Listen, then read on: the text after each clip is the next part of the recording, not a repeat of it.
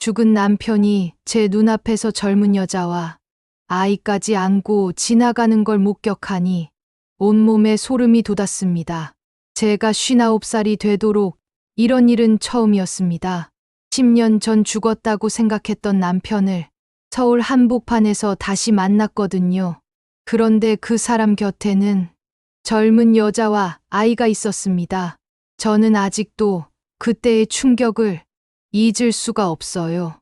과연 누가 거짓말을 하고 있었던 걸까요? 저는 박선희입니다. 올해 59살이에요. 충청도 작은 시골 마을에서 평생을 살아왔습니다. 남편과 저는 30년을 함께 했어요. 그렇게 평범하고 조용한 삶을 살았는데 10년 전 모든 게 바뀌었습니다.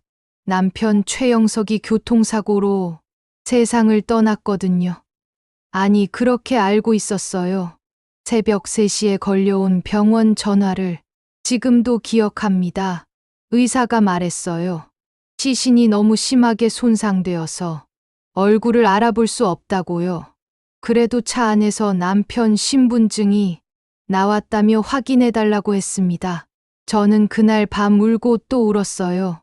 30년을 함께 산 남편을 떠나보내야 한다는 게 믿어지지 않았거든요.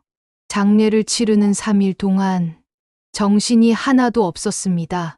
조문객들이 와서 위로해줘도 귀에 안 들어왔어요. 그저 남편이 돌아오기만을 기다렸습니다. 하지만 남편은 끝내 돌아오지 않았어요. 그렇게 저는 59살 박선희 혼자가 되었습니다. 10년이 흘렀어요. 그동안 저는 혼자서 농사를 지으며 근근히 살아왔습니다. 아침 6시에 일어나서 밭에 나가 일하고 저녁 8시에 들어와서 혼자 밥을 먹는 것이 제 일상이었어요. 가끔 남편 생각이 날 때면 눈물이 나기도 했지만 우리 나이에 뭘 하겠어요.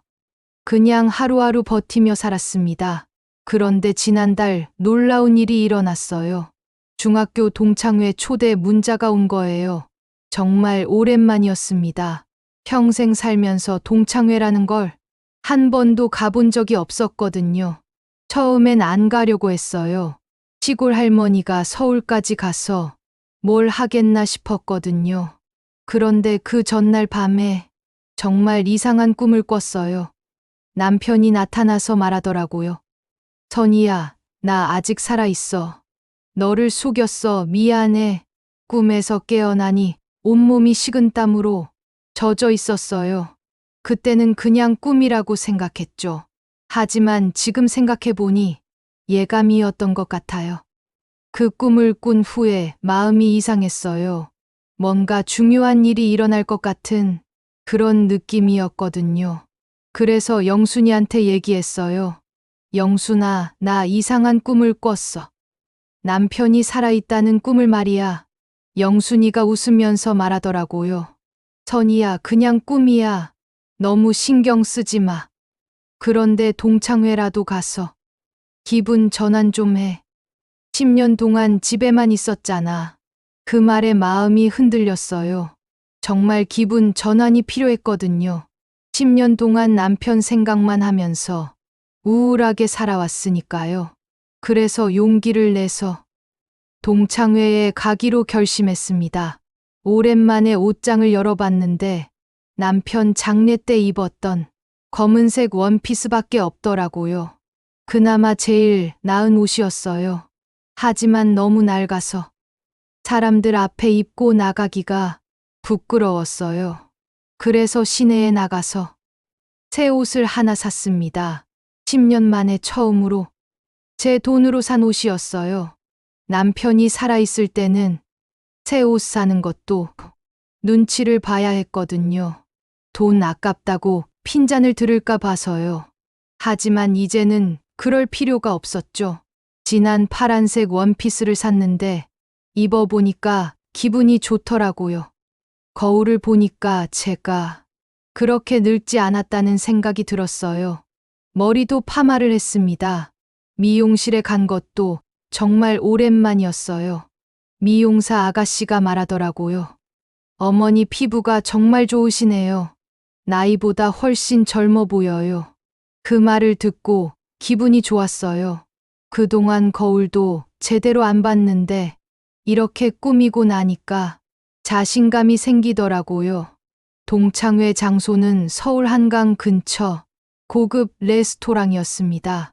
기차를 타고 서울역에 도착했을 때 정말 오랜만에 나온 거라 가슴이 두근거렸어요. 레스토랑에 도착해서 보니 동창들이 다들 잘 살고 있더라고요. 옷도 화려하고 화장도 진하게 하고 저만 촌스러워 보였어요. 그래도 반갑더라고요. 40년 만에 만나는 얼굴들이니까요. 동창들은 저를 보고 깜짝 놀랐어요. 박선희, 너 정말 오랜만이다. 남편 돌아가신 후 어떻게 지냈어? 다들 걱정했다며 안아주더라고요. 저도 눈물이 났습니다. 이렇게 따뜻하게 맞아주는 사람들이 있다는 게 고마웠어요. 동창회는 즐거웠습니다. 옛날 얘기도 하고 사진도 찍고 했어요. 시간이 금방 지나갔습니다. 밤 11시가 되어서야 레스토랑을 나왔어요. 동창들과 작별 인사를 하고 서울역으로 향했습니다. 막차를 타야 했거든요. 그런데 서울역 앞 신호등에서 기다리고 있는데 길 건너편에서 한 남자가 보였어요. 그 순간 제 심장이 멈췄습니다. 걸음걸이가 남편과 똑같았거든요. 어깨가 조금 기울어진 것도, 손을 주머니에 넣고 걷는 습관도 모든 게 남편과 똑같았어요. 그런데 더 놀라운 건 그 사람이 입고 있던 스웨터였습니다. 연두색 스웨터였는데 제가 남편한테 직접 떠준 거였어요. 결혼 25주년 때 선물로 줬던 바로 그 스웨터였습니다. 저 사람 영석이 아냐? 마음속으로 중얼거렸어요. 하지만 그럴 리가 없잖아요. 남편은 10년 전에 죽었는데 분명히 제가 장례도 치렀는데 그냥 닮은 사람이겠지. 스스로를 달랬습니다. 그런데 그때 그 남자가 고개를 돌렸어요. 프로필이 보이는 순간 저는 비명을 지를 뻔했습니다. 분명히 남편 최영석이었거든요. 코 옆에 있는 작은 점까지 똑같았어요.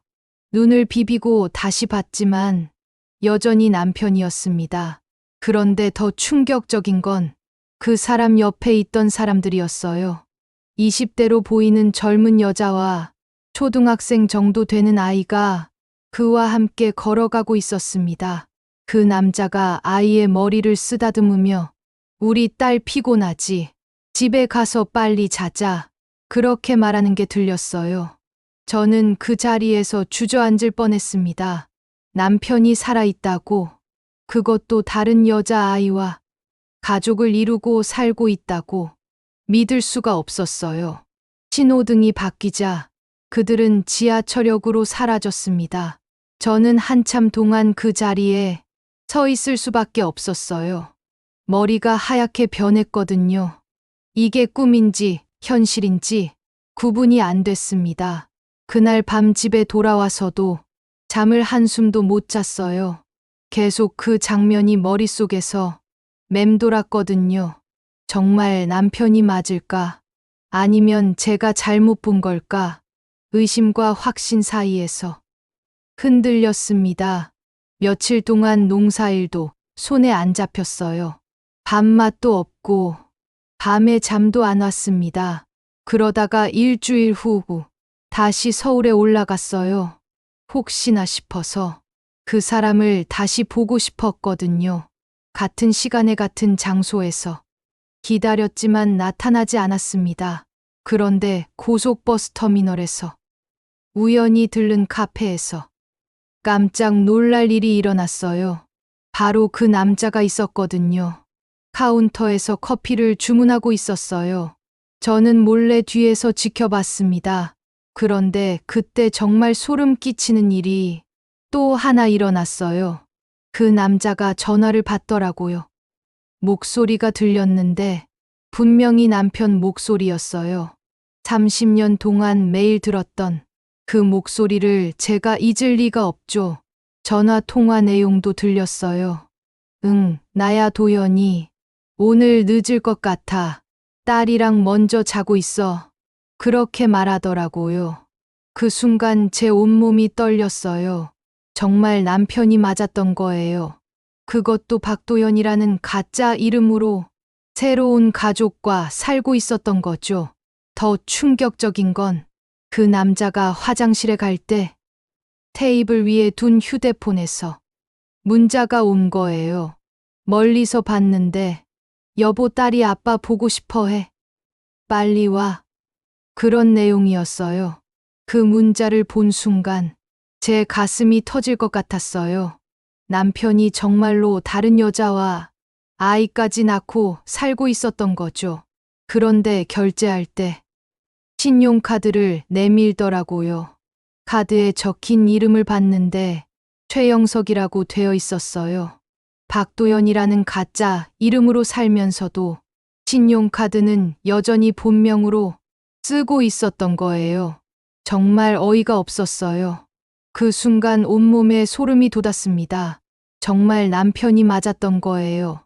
하지만 어떻게 이런 일이 가능할까요?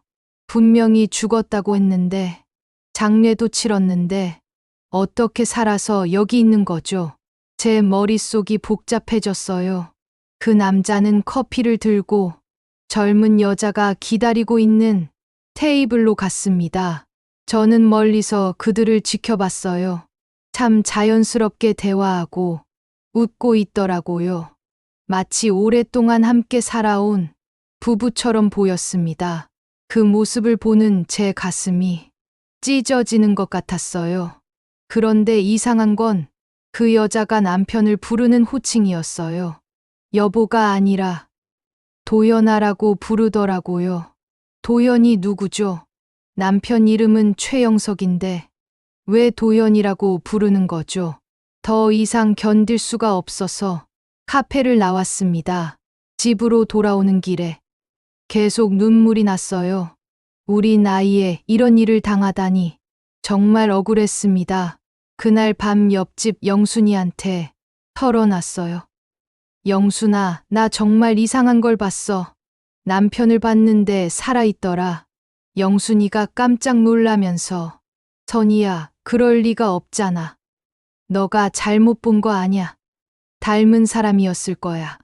그렇게 말하더라고요. 저도 그렇게 생각하고 싶었어요.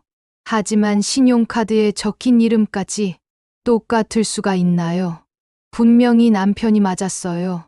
그럼 지난 10년 동안 저는 뭐였던 거죠? 죽은 남편을 그리워하며 혼자 살아온 제가 바보였던 건가요? 며칠 더 고민하다가 결국 경찰서에 가기로 했습니다. 10년 전 남편 사고 기록을 다시 확인해 보고 싶었거든요. 면석이 아저씨가 친절하게 파일을 찾아줬어요.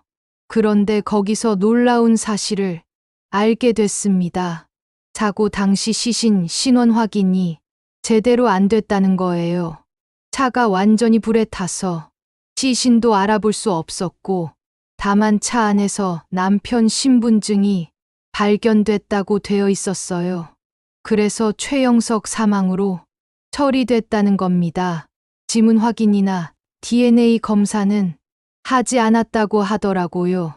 그때는 그런 절차가 까다로웠다면서요. 저는 그 말을 듣고 머리가 띵했습니다.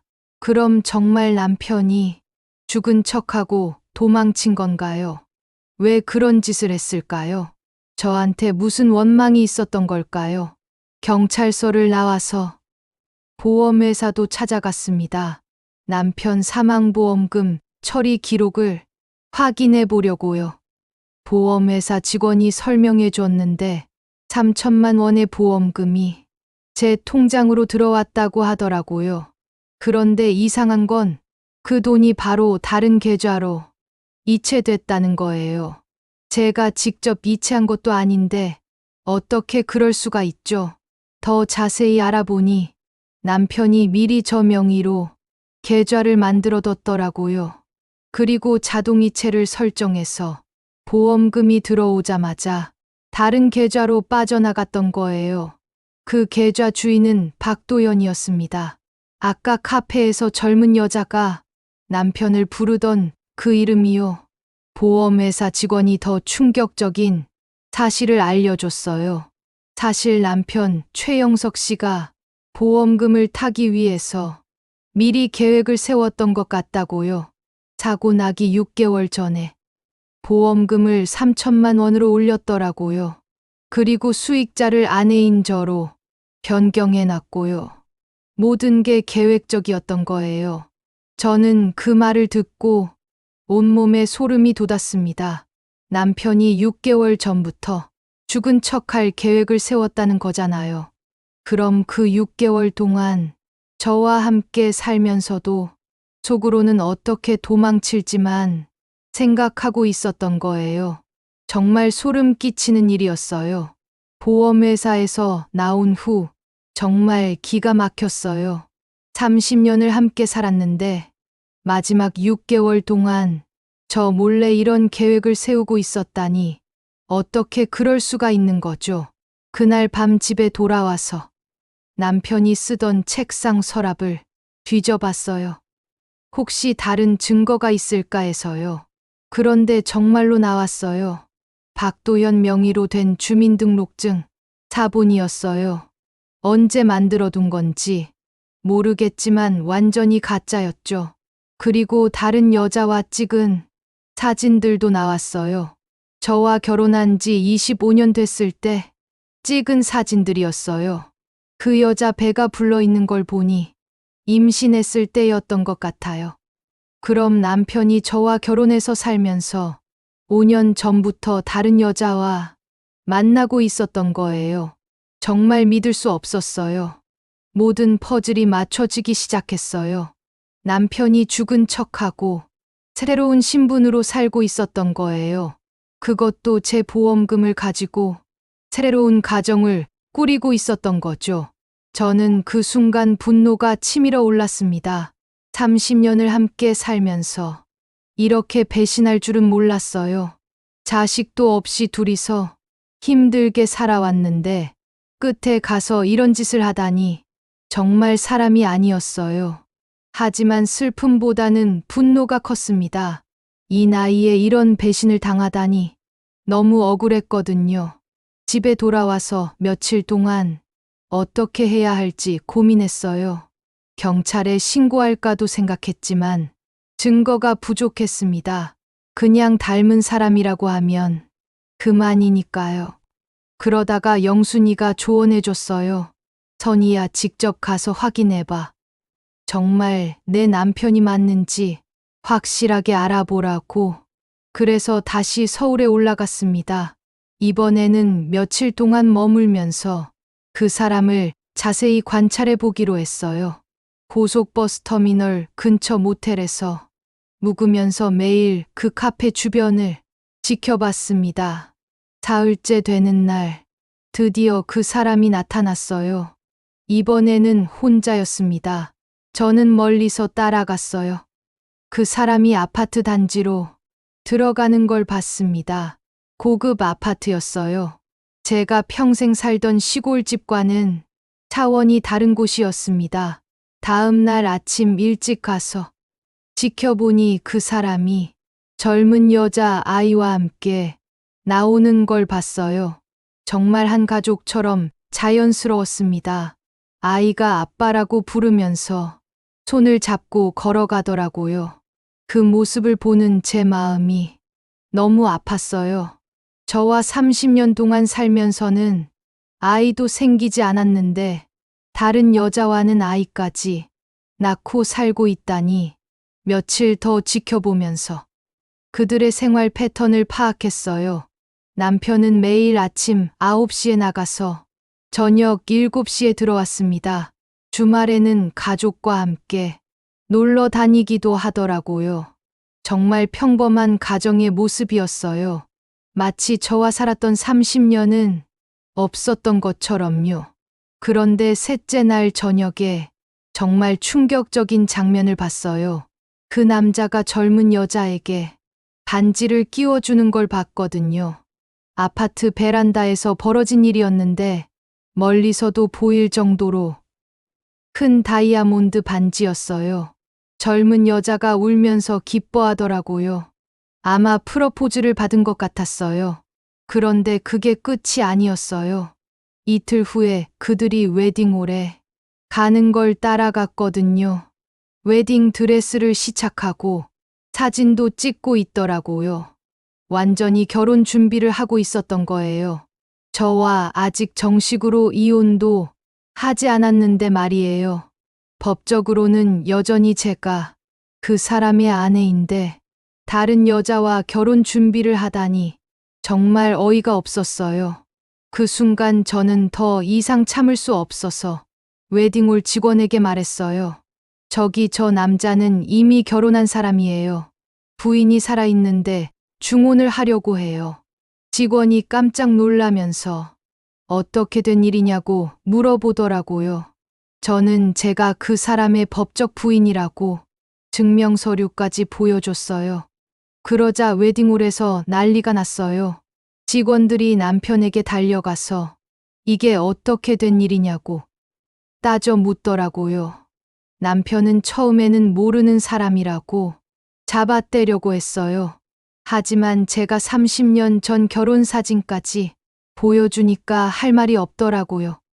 젊은 여자는 그 자리에서 기절할 뻔했어요. 자기가 5년 동안 사귄 남자가 이미 결혼한 사람이었다니 믿을 수가 없었던 거죠. 웨딩홀에서 쫓겨나면서 남편이 저에게 말했어요. 선이야, 제발 조용히 해줘. 새로운 인생을 살게 해달라고.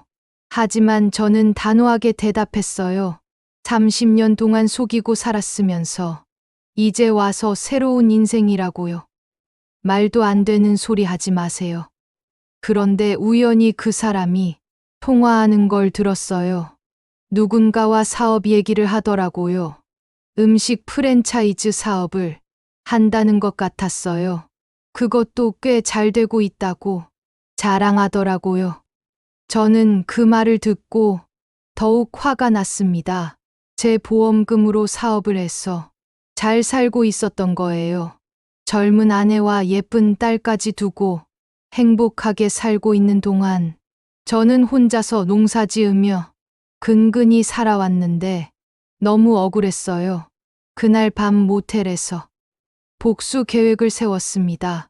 이런 나쁜 남자를 그냥 둘 수는 없었거든요. 법적으로 처벌받게 만들어야 한다고 생각했어요. 먼저 확실한 증거를 모았습니다.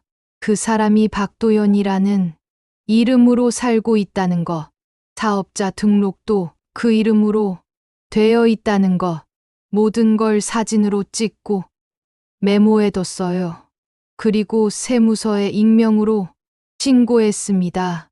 허위 명의로 사업을 하고 있고 세금도 제대로 안 내고 있을 거라고 생각했거든요. 며칠 후 세무조사가 들어갔다는 소식을 들었어요.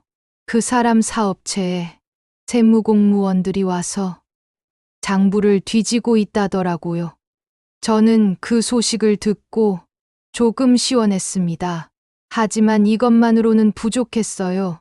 더 확실한 복수를 해야 했습니다. 그래서 그 젊은 여자를 직접 만나기로 했어요. 그 여자도 남편의 정체를 알 권리가 있다고 생각했거든요. 어느 날 그 여자가 혼자 마트에 가는 걸 따라갔어요. 그리고 용기를 내서 말을 걸었습니다. 실례지만 박도연 씨 아내 맞죠? 그 여자가 깜짝 놀라면서 누구세요? 왜 저를 찾으시죠? 저는 천천히 말했어요. 저는 박도연의 전처입니다.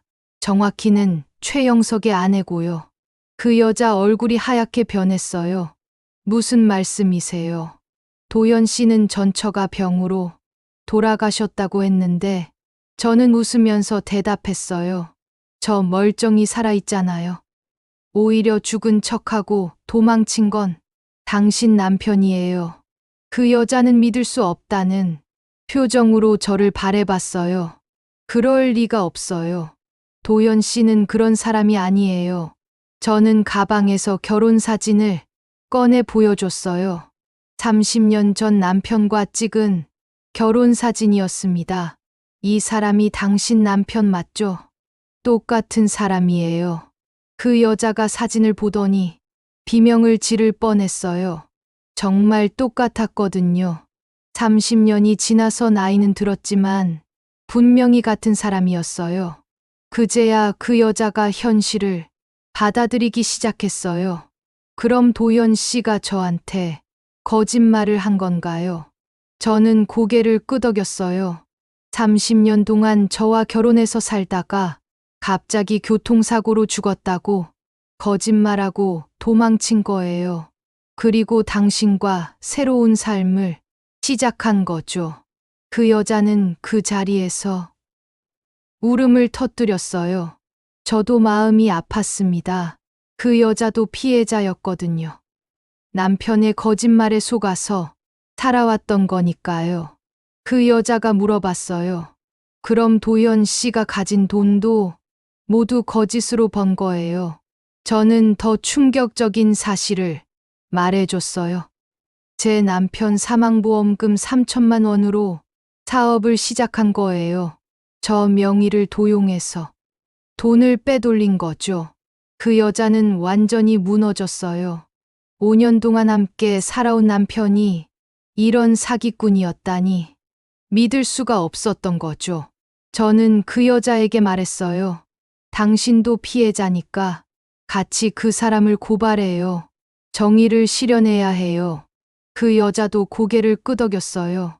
이런 나쁜 남자를 그냥 둘 수는 없다고 동의했거든요. 며칠 후 우리는 함께 경찰서에 갔습니다. 사기죄와 공문서 위조죄로 고발했어요. 증거도 충분했습니다.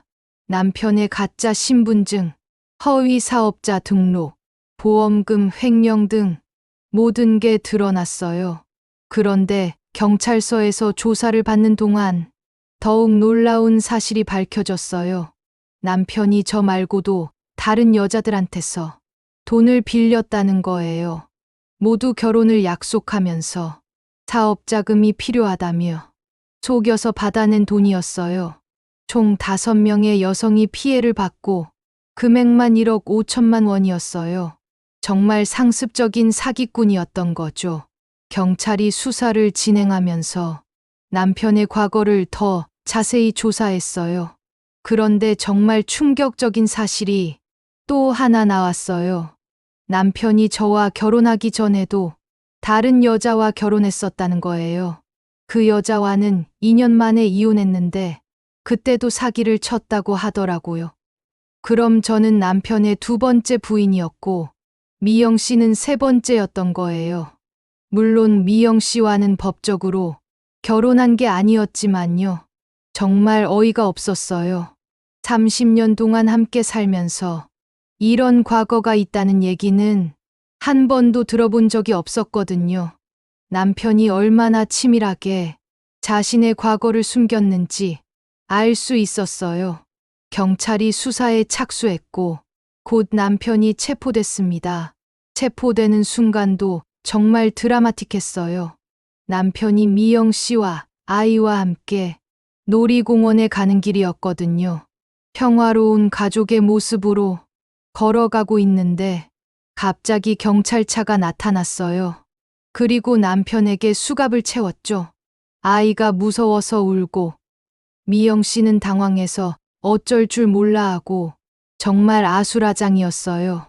그 순간을 저는 잊을 수가 없어요. 수갑을 찬 남편을 보는 순간 30년 동안 쌓인 모든 감정이 한꺼번에 터져 나왔어요. 분노와 슬픔, 그리고 허무함까지 복잡한 감정이었습니다.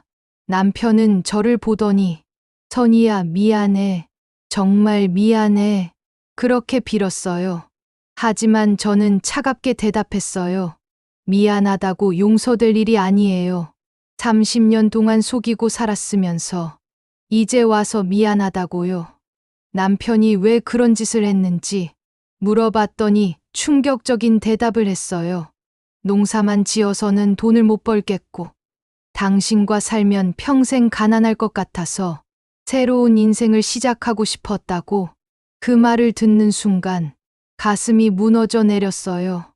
30년 동안 함께 고생하며 살아온 게 그에게는 그저 가난한 인생이었던 거죠. 저는 그렇게 대답했어요. 그럼 처음부터 그렇게 말하지. 왜 죽은 척까지 하면서 저를 속였어요. 남편은 아무 말도 못했어요.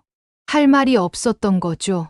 재판이 시작됐고 남편은 사기죄로 3년 형을 받았습니다. 그동안 벌어온 재산도 모두 피해 배상금으로 물어내야 했어요. 하지만 이것으로 끝이 아니었어요. 재판이 진행되는 동안 남편의 추가 범죄가 계속 밝혀졌거든요. 다른 지역에서도 같은 수법으로 여성들을 속였다는 신고가 들어왔어요. 부산에서 2명, 대구에서 1명, 광주에서도 1명, 총 4명이 더 추가로 피해 신고를 했어요. 남편이 전국을 돌아다니면서 체계적으로 사기를 쳤던 거예요. 각 지역마다 다른 이름을 사용했고 다른 직업을 가진 척했어요. 어떤 곳에서는 의사라고 했고 어떤 곳에서는 사업가라고 했어요. 정말 전문적인 사기꾼이었던 거죠. 그래서 최종적으로 남편은 7년형을 받게 됐어요. 피해 배상금도 총 3억 원으로 늘어났고요. 저는 그 소식을 듣고 정말 다행이라고 생각했어요. 만약 제가 그때 참고 넘어갔다면 더 많은 사람들이 피해를 봤을 거거든요. 재판 과정에서 정말 놀라운 것도 알게 됐어요. 남편이 20년 전부터 이런 일을 해왔다는 거예요. 저와 결혼해서 살면서도 틈틈이 다른 여자들을 만나서 돈을 받아내고 있었던 거죠. 그럼 제가 농사일 하느라 바쁘게 살 때 남편은 다른 지역에 가서 다른 여자들과 만나고 있었던 거예요. 정말 상상도 못할 일이었어요. 재판에서 남편이 마지막으로 한 말이 아직도 기억에 남아요. 판사님, 저는 정말 후회하고 있습니다. 특히 아내에게 너무 미안해요. 30년 동안 고생만 시켰는데 마지막에 이런 짓까지 했으니 정말 사람이 아니었습니다. 그 말을 듣는 순간 저는 아무 감정이 들지 않았어요. 너무 늦은 후회였거든요. 이미 모든 게 끝난 후에 미안하다고 하는 게 무슨 의미가 있겠어요. 젊은 아내는 충격을 받아서 이혼을 했다고 들었어요. 아이는 그 여자가 키우기로 했고요. 남편은 감옥에서 편지를 보내왔어요. 용서해달라는 내용이었는데 저는 읽지도 않고 버렸습니다. 용서할 수 없었거든요. 30년 동안 믿고 살았던 사람이 이렇게 배신할 줄은 꿈에도 몰랐어요. 재판이 끝나고 서울에서 시골집으로 돌아왔습니다. 마을 사람들이 모두 알고 있더라고요. 신문에도 나고 뉴스에도 나왔거든요. 처음에는 부끄러웠어요. 우리 나이에 이런 창피한 일을 당하다니. 하지만 영순이가 말해주더라고요. 선이야, 너가 잘못한 게 아니야. 나쁜 건 내 남편이지. 너는 피해자라고. 그 말에 조금 위로가 됐어요. 지금은 다시 혼자서 농사를 지으며 살고 있어요. 아침에 일어나서 밭에 나가고 저녁에 들어와서 밥을 먹고 예전과 똑같은 일상입니다. 하지만 마음은 많이 달라졌어요. 10년 동안 죽은 남편을 그리워하며 슬퍼했던 시간들이 모두 헛된 것이었다는 걸 깨달았거든요. 그 사람은 저를 사랑한 적이 없었던 거예요. 그저 자신의 욕심을 위해 저를 이용했을 뿐이었죠. 하지만 이제는 더 이상 그 사람 때문에 울지 않기로 했어요. 59살 박선희, 아직 인생이 끝난 게 아니잖아요. 앞으로는 저를 위해서 살려고요. 그동안 남편만 바라보고 살았는데 이제는 제 행복을 찾아보려고 합니다. 요즘에는 마을 부녀회 활동도 하고 동창회도 가끔 참석해요. 새로운 사람들과 만나면서 새로운 인생을 시작하고 있어요. 물론 아직도 가끔 배신감이 밀려올 때가 있어요. 30년이라는 긴 세월이 하루아침에 지워지는 건 아니니까요. 하지만 그럴 때마다 생각해요. 그 사람은 이제 제 인생에서 완전히 사라진 사람이라고, 더 이상 저를 괴롭힐 수 없다고, 감옥에서 나와도 저는 만나지 않을 거예요. 이미 끝난 인연이니까요. 지난주에는 정말 놀라운 일이 있었어요.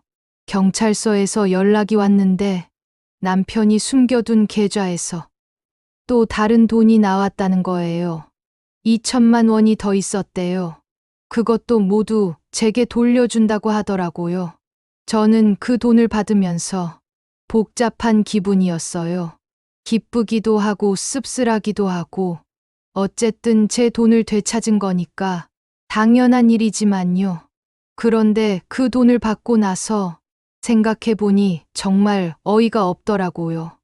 남편이 그동안 저 몰래 이렇게 많은 돈을 모았다는 게, 30년 동안 함께 살면서 항상 돈이 없다고 했었는데 사실은 이런 계획을 세우고 준비하고 있었던 거예요. 정말 치밀한 사람이었어요. 아마 몇 년 전부터 이런 일을 계획했을 거예요. 보험금도 그렇고 가짜 신분증도 그렇고 모든 게 미리 준비된 것이었으니까요. 저는 그때까지도 남편을 믿고 있었는데 정말 바보 같았죠. 하지만 이제는 후회하지 않아요. 그런 사람과 계속 살았다면 더 큰 피해를 봤을지도 모르니까요. 오히려 이렇게 끝난 게 다행이라고 생각해요. 지난달에는 옆집 영순이와 함께 부산 여행을 다녀왔어요. 평생 살면서 남편 아닌 사람과 여행을 해본 건 처음이었어요. 바다를 보면서 정말 시원했어요. 그동안 얼마나 답답하게 살았는지 새삼 깨달았거든요. 영순이가 말하더라고요. 선이야, 너 표정이 많이 밝아졌다. 예전에는 항상 시무룩했는데 지금은 정말 생기가 돌아. 그 말을 듣고 저도 놀랐어요. 정말 그런 것 같았거든요. 거울을 보니까 얼굴이 예전과 달라져 있더라고요. 더 밝아 보였어요. 아마 마음의 짐을 덜어서 그런 것 같아요. 30년 동안 짊어지고 살았던 무거운 짐을 내려놓으니까 이렇게 가벼워지는 거였어요. 요즘에는 새로운 취미도 생겼어요. 마을 부녀회에서 요가를 배우거든요.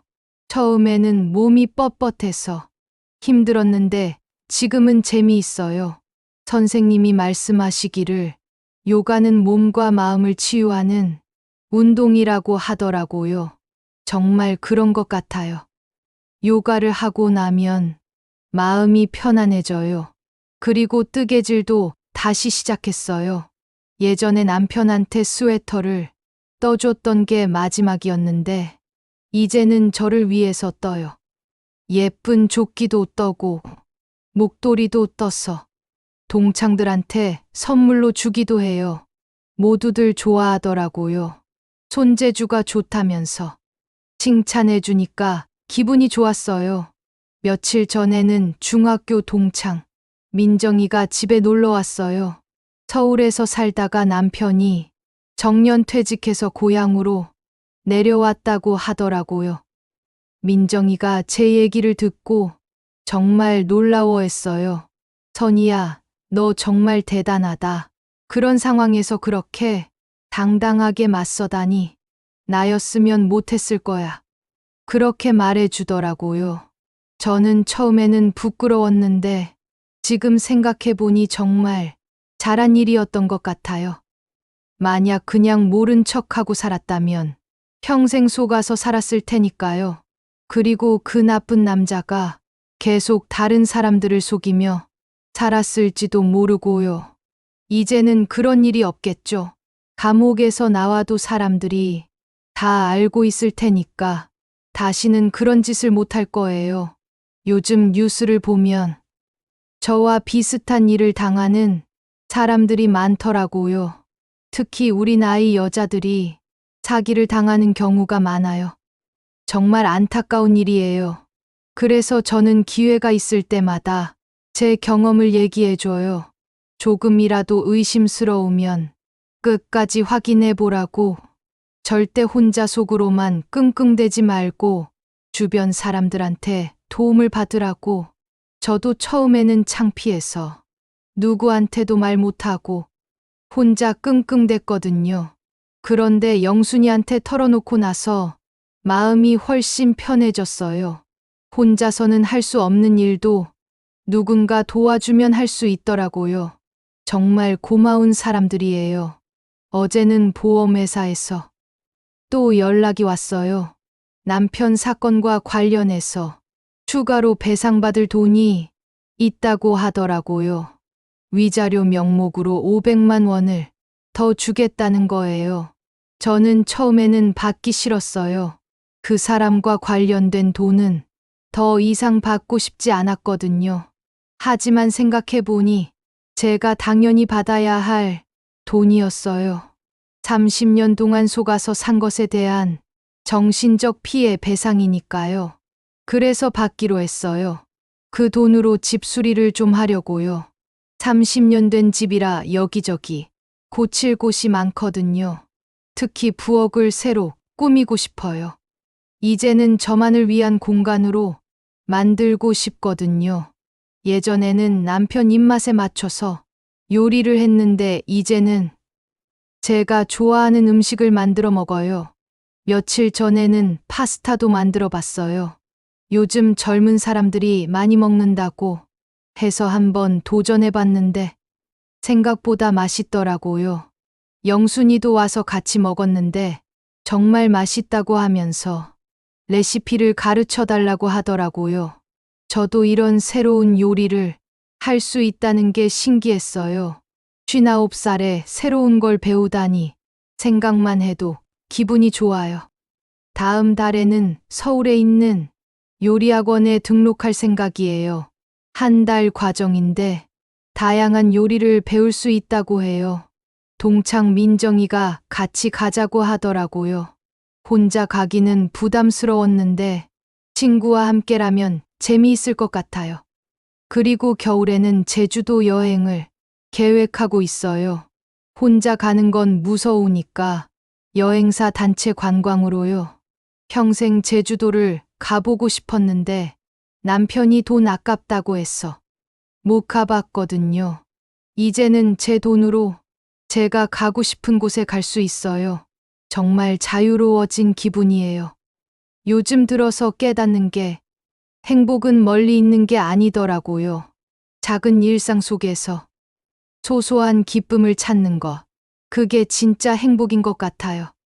예를 들면 아침에 일어나서 커피 한 잔 마시면서 창밖을 바라보는 것, 또는 영순이와 수다 떨면서 웃는 것, 이런 소소한 순간들이 정말 소중하더라고요.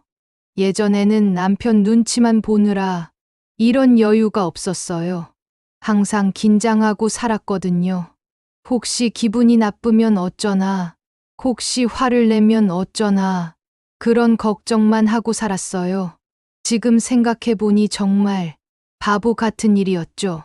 그 사람은 저를 전혀 배려하지 않았으면서 저만 눈치를 보고 살았으니까요. 며칠 전에는 정말 웃긴 일이 있었어요. 마을에 새로 이사 온 아주머니가 제게 와서 물어보더라고요. 혹시 좋은 남자 있으면 소개해 달라고. 저는 깜짝 놀라서 물어봤어요. 왜 저한테 그런 부탁을 하시냐고. 그랬더니 그 아주머니가 말하기를 마을에서 선희 씨가 남자 보는 눈이 제일 좋다고 소문이 났다는 거예요.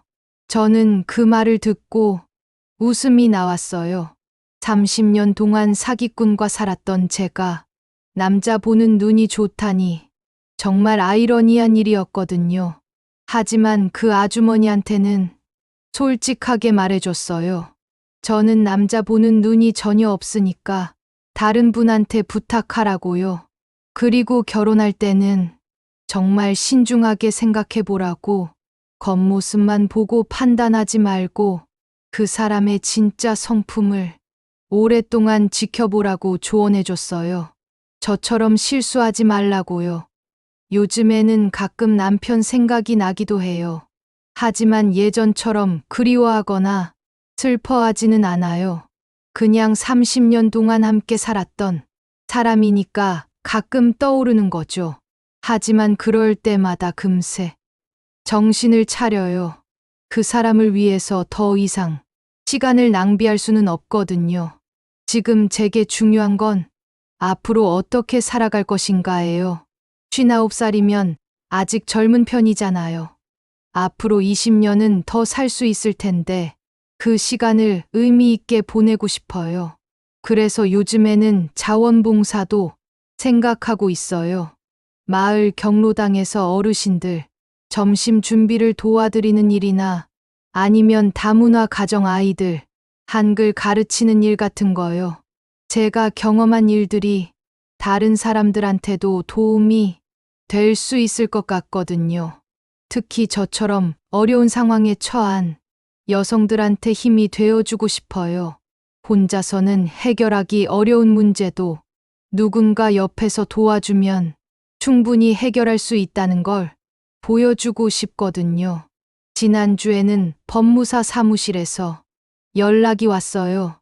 남편 재산 정리가 모두 끝났다고 최종적으로 5천만 원 정도를 받게 될 것 같다고 하더라고요. 생각보다 많은 돈이었어요. 그 사람이 그동안 얼마나 많은 돈을 저 몰래 숨겨뒀는지 알 수 있었죠. 하지만 이제는 그런 일에 화내지 않기로 했어요. 어차피 다 끝난 일이고 제가 받을 만큼 받았으니까요. 그 돈으로 새로운 시작을 하면 되죠. 일부는 미래를 위해서 저축하고 일부는 지금 제가 하고 싶은 일에 투자할 생각이에요. 그리고 어려운 이웃들을 위해서 조금씩 기부도 하고 싶어요. 돈의 진짜 가치는 나누어 쓸 때 빛이 난다고 하잖아요. 혼자만 아끼고 모으는 것보다는 필요한 곳에 써야 의미가 있는 것 같아요. 어제 저녁에는 오랜만에 하늘을 올려다봤어요. 별이 정말 많이 보이더라고요. 시골이라 그런지 도시보다 훨씬 밝게 보였어요. 그 별들을 바라보면서 생각했어요.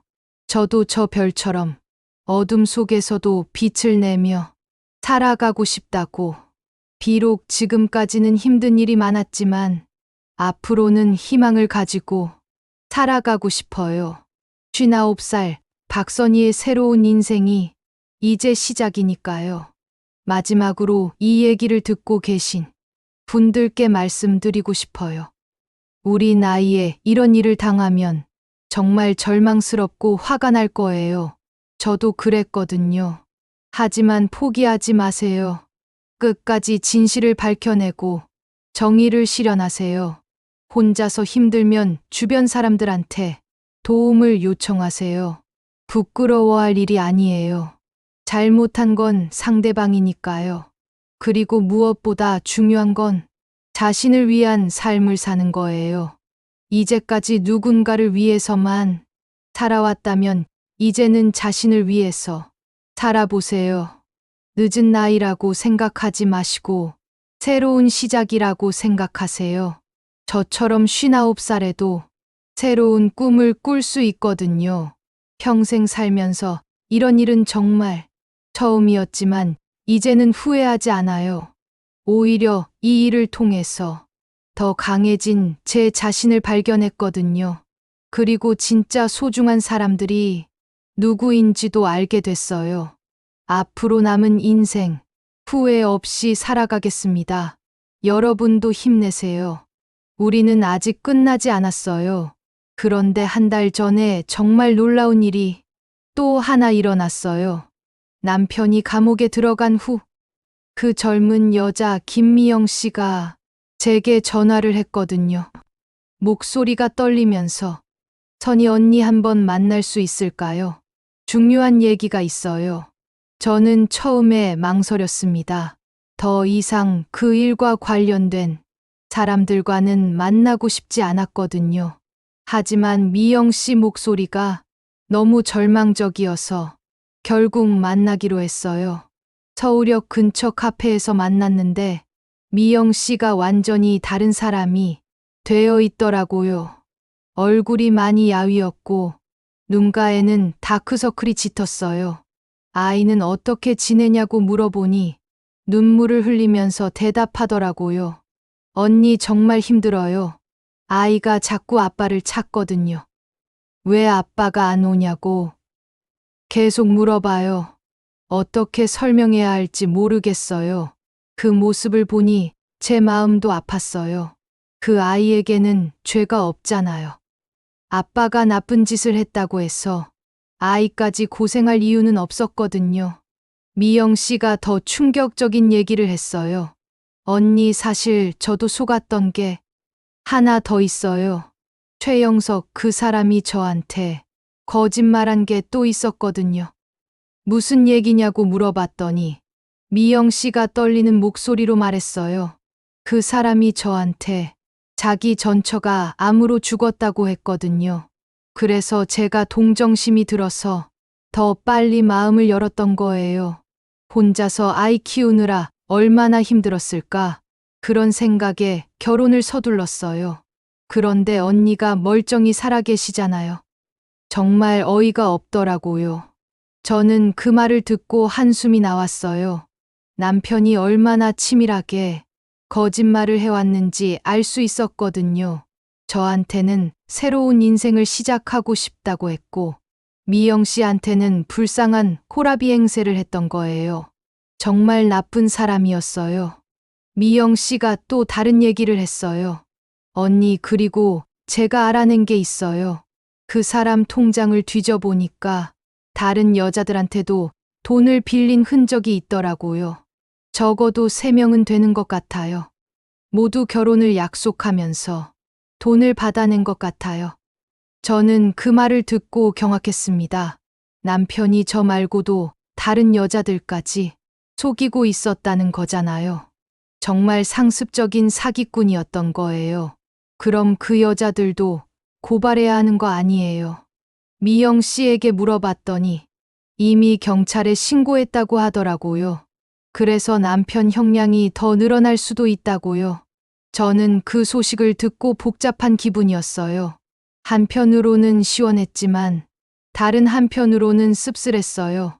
제가 30년 동안 함께 살았던 사람이 이렇게까지 나쁜 사람이었다니 정말 믿기 어려웠거든요. 미영 씨와 헤어지면서 서로 연락하고 지내기로 했어요. 같은 피해자끼리 서로 도우며 살아가자고 약속했거든요. 그 후로 가끔 미영 씨한테서 안부 전화가 와요. 아이가 학교에 잘 적응하고 있고 본인도 새로운 직장을 구했다고 하더라고요. 힘든 상황이지만 씩씩하게 살아가는 모습이 대견했어요. 저도 미영 씨한테 용기를 얻었습니다. 나보다 훨씬 어린 사람이 이렇게 당당하게 살아가는데 저라고 못할 게 뭐가 있겠어요. 요즘에는 정말 바쁘게 지내고 있어요. 농사일도 하고, 마을 부녀회 활동도 하고, 새로운 취미도 배우고 있거든요. 지난주에는 마을회관에서 컴퓨터 교실이 열려서 신청했어요. 요즘 젊은 사람들이 하는 인터넷이라는 걸 배워보고 싶었거든요. 처음에는 정말 어려웠어요. 키보드도 제대로 못 치고 마우스 사용법도 헷갈리고 하지만 선생님이 친절하게 가르쳐 주셔서 이제는 간단한 검색도 할 수 있어요. 신기한 게 인터넷에는 정말 많은 정보가 있더라고요. 요리법도 찾아볼 수 있고 날씨 예보도 볼 수 있고 뉴스도 볼 수 있어서 재미있어요. 영순이가 농담처럼 말하더라고요. 선이야, 너 요즘 완전히 달라졌다. 예전에는 집에서만 있더니 이제는 여기저기 다니면서 새로운 것도 배우고 정말 젊어 보인다고요. 그 말을 듣고 기분이 좋았어요. 정말 제가 달라진 것 같거든요. 예전에는 남편 눈치만 보면서 조심스럽게 살았는데 이제는 제가 하고 싶은 일을 마음껏 할 수 있어요. 정말 자유로운 기분이에요. 며칠 전에는 시내에 나가서 새 옷도 샀어요. 10년 만에 처음으로 제 돈으로 제 옷을 산 거예요. 남편이 살아있을 때는 새 옷을 사고 싶어도 돈 아깝다고 혼날까봐 참고 살았거든요. 하지만 이제는 그럴 필요가 없어요. 예쁜 블라우스 하나 샀는데 입어보니까 기분이 확 달라지더라고요. 거울을 보니까 제가 아직 그렇게 늙지 않았다는 생각이 들었어요. 59살이면 아직 한창이잖아요. 앞으로 20년은 더 건강하게 살 수 있을 것 같아요. 지난달에는 정말 뜻밖의 소식을 들었어요. 제가 고발했던 남편 사건이 신문에 크게 났나 봐요. 그걸 본 다른 피해자들이 경찰서에 추가로 신고를 했다고 하더라고요. 모두 8명의 여성이 남편한테 속았다는 거예요. 총 피해 금액만 2억 원이 넘는다고 해요. 정말 상상도 못할 일이었어요. 남편이 그렇게 오랫동안 계획적으로 여러 사람을 속여왔다는 거잖아요. 그 소식을 듣고 저는 제가 한 일이 정말 잘한 일이었다고 확신하게 됐어요. 만약 제가 그냥 참고 넘어갔다면 더 많은 사람들이 피해를 당했을지도 모르거든요. 이제 그런 일은 없겠죠. 남편은 추가 고발로 인해 형량이 7년으로 늘어났어요. 그리고 모든 재산을 몰수당해서 피해자들한테 배상하게 됐고요. 저는 그 소식을 듣고 드디어 마음이 후련해졌습니다. 정의가 실현된 기분이었어요. 어제는 마을에서 경로잔치가 있었어요. 70세 이상 어르신들을 모시고 마을 회관에서 식사도 대접하고 공연도 보여드리는 행사였거든요. 저는 아직 70세가 안 돼서 준비를 도와드리는 역할을 했어요.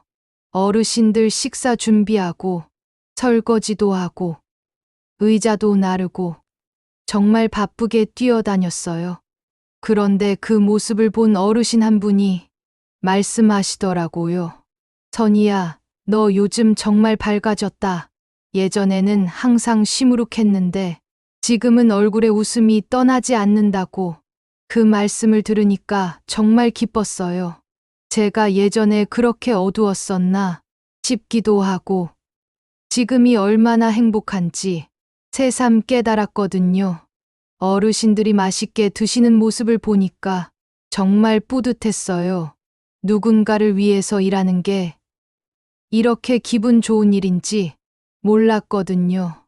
앞으로도 이런 봉사활동을 계속하고 싶다는 생각이 들었어요. 요즘에는 새로운 계획도 세우고 있어요.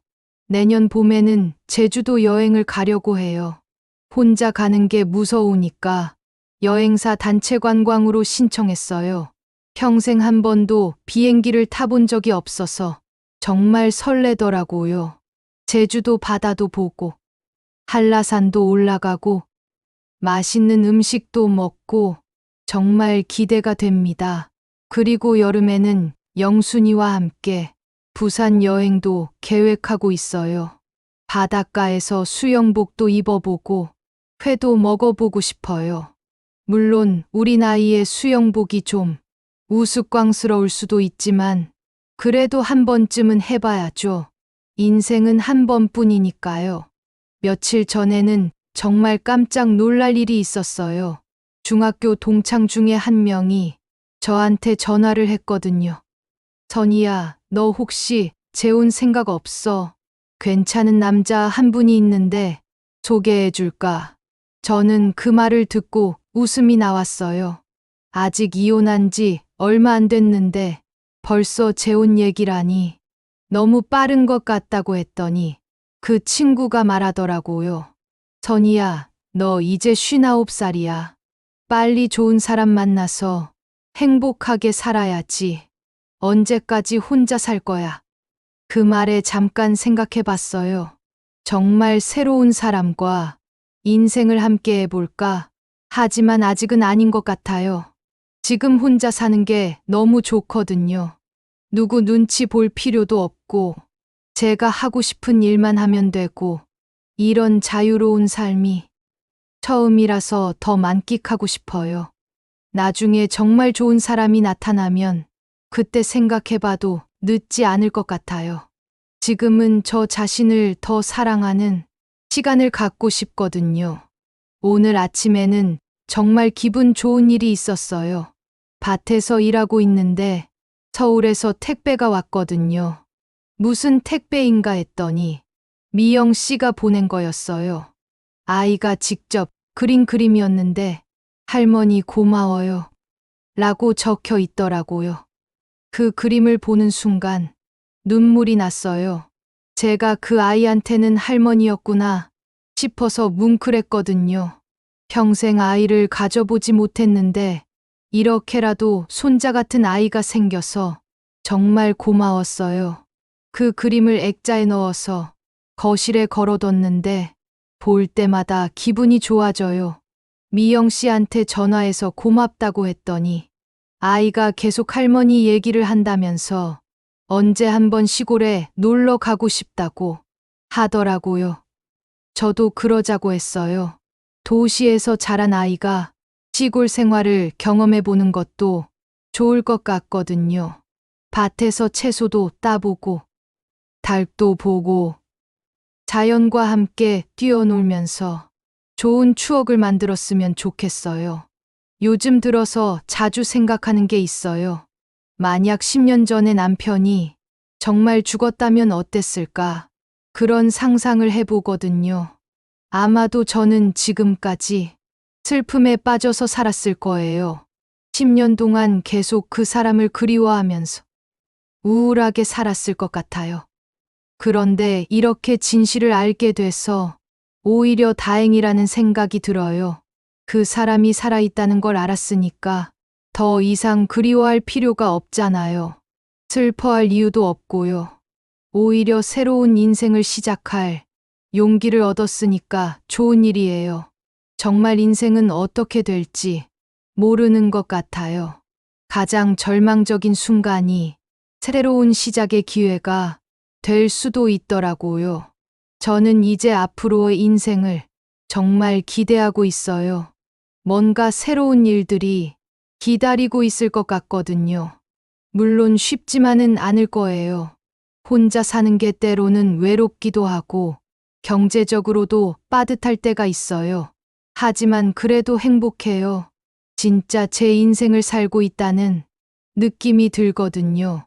마지막으로 이 얘기를 들으시는 모든 분들께 꼭 말씀드리고 싶어요. 나이가 들었다고 해서 인생이 끝난 게 아니에요. 언제든지 새로운 시작을 할 수 있어요. 저처럼 59살에도 가능하거든요. 그리고 힘든 일이 생겼을 때 혼자 감당하려고 하지 마세요. 주변 사람들한테 도움을 요청하세요. 저도 영순이가 옆에서 도와주지 않았다면 이렇게 당당하게 맞서지 못했을 거예요. 무엇보다 자신을 사랑하세요. 누구를 위해서가 아니라 자신을 위해서 살아가세요. 그게 진짜 행복한 삶이에요. 저는 이제 59살 박선희로서 당당하게 살아가고 있습니다. 앞으로도 후회 없는 인생을 살아갈 거예요. 여러분도 힘내세요. 우리 인생은 아직 끝나지 않았어요. 지금까지 긴 사연을 들어주셔서 감사합니다. 제 사연이 재밌었다면 구독과 좋아요 부탁드립니다. 다음에 또 재미있는 얘기로 찾아올게요. 안녕히 계세요.